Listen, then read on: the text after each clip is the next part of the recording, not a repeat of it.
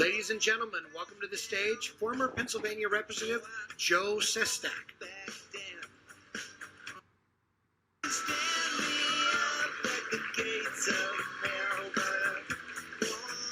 Hello, I'm Joe Sestak, and I wore the cloth of the nation for 31 years, in war and peace. Over 80 countries, including the White House, when I went to work for Director of Defense Policy for President Clinton. On the ground at the beginning of the war in Afghanistan, director of the head of the Navy's anti-terrorism unit. And then I came out, took command of an aircraft carrier battle group for the strikes against Afghanistan. But when I arrived with my 10,000 sailors in the Arabian Sea, waiting for us there was an international armada, twice as large as the American carrier battle group I commanded. And the Minister of Defense of Italy said why they all had come. America has been attacked, and we will be there for you. We have the world with us against evil. Because there in that distant sea was the realization that America's greatest power is our power to convene, to bring together nations and peoples of the world for a common cause that serves us all. Whether it's dire poverty, human rights atrocities, global recessions, or collective security, we founded and lit the flame of justice in a global concord. And then presidents, from John F. Kennedy to Ronald Reagan, understood that it was this global concord that provided for our peace, our prosperity, and our freedoms here at home. And that's why the sculpture that is closest to the Oval Office today is not of an American. It is of a foreigner, to remind the president that our retreat from the world would be disastrous to our American dream. And so today, as we come home behind walls thinking we're going to be great here, when we were great abroad, to protect our freedom is the danger that we have. But I'll never forget when I was told to take my aircraft carrier battle group out of the Arabian Sea into the Persian Gulf, and only 2 of those countries went with me through the Straits of Hormuz to begin the precursor strikes against Iraq. And the reason only 2 went was because Democrats and Republicans alike, who had voted for that tragic war in Iraq, could not explain how it would end before it began. But those other countries knew, and they knew it was not in support of our ideals.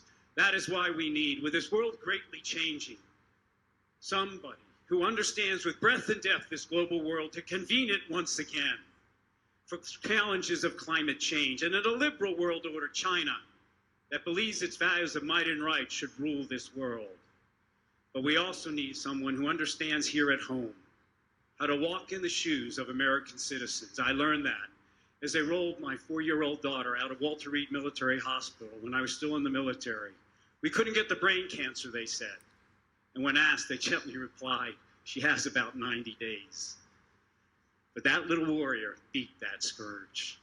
And I had to pay you back. So I changed from being an independent, I became a Democrat. I went home and ran in a nearly 2-to-1 Republican district. I won, became the second Democrat since the Civil War.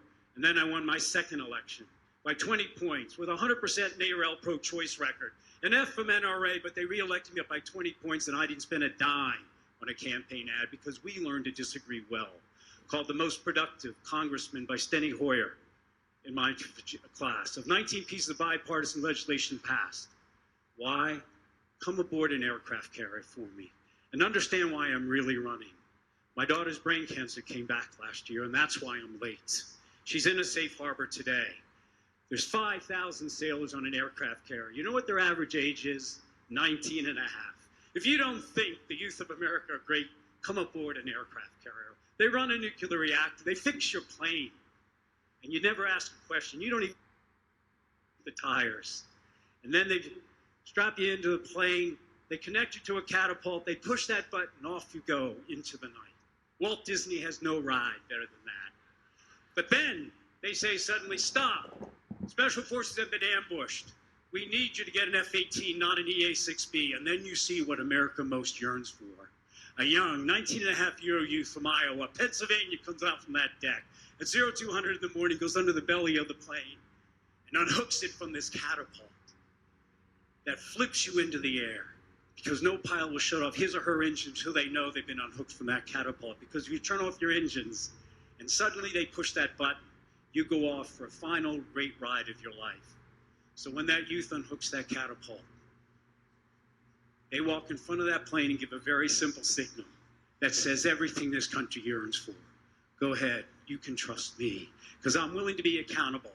And if I made a mistake and you suddenly, after shutting off your engines, go overboard to your death, you're going right through me, and I'm going overboard with you alone.